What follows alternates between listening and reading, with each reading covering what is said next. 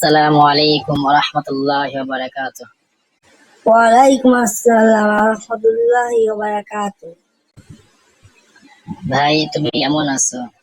তুমি কি আজ ফজরের নামাজ পড়েছো?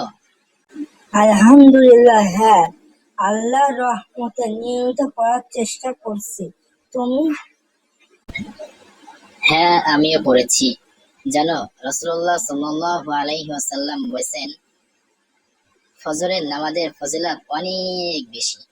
বিশেষ করে এটি আমাদের জন্য জান্নাতের পথে প্রথম ধাপ। সবাই আমাদের চ্যানেলটাকে সাবস্ক্রাইব করুন। এরকম নতুন নতুন সব ভিডিও পাওয়ার জন্য বেল আইকনটি চালু করে রাখুন এবং আমাদের চ্যানেল এবং বেশি বেশি লাইক করুন, শেয়ার করুন, কমেন্ট করুন। হ্যাঁ, শুনেছি।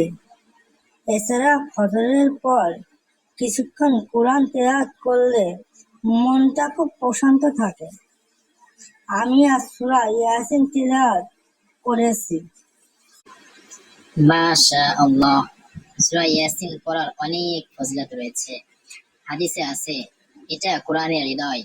আল্লাহ আমাদের সবাইকে কোরআনের উপর আমল করা তৌফিক দিক। আমিন। ভাই, তুমি কি সৎকা গুরুত্ব সম্পর্কে কিছু জানো? আমি আজ পড়েছিলাম। জি, সাদাকা খুবই গুরুত্বপূর্ণ। এটা শুধু দানের মধ্যে সীমাবদ্ধ না। আমরা যদি কারোর জন্য ভালো কথা বলি বা সাহায্য করি, সেটাও সাদাকা হিসেবে গণ্য হয়। ঠিক বলেছো। আর আল্লাহ বলেছেন, সাদাকা মানুষকে বিপদ থেকে রক্ষা করে। তাই আমাদের বেশি বেশি সাদাকা করা উচিত।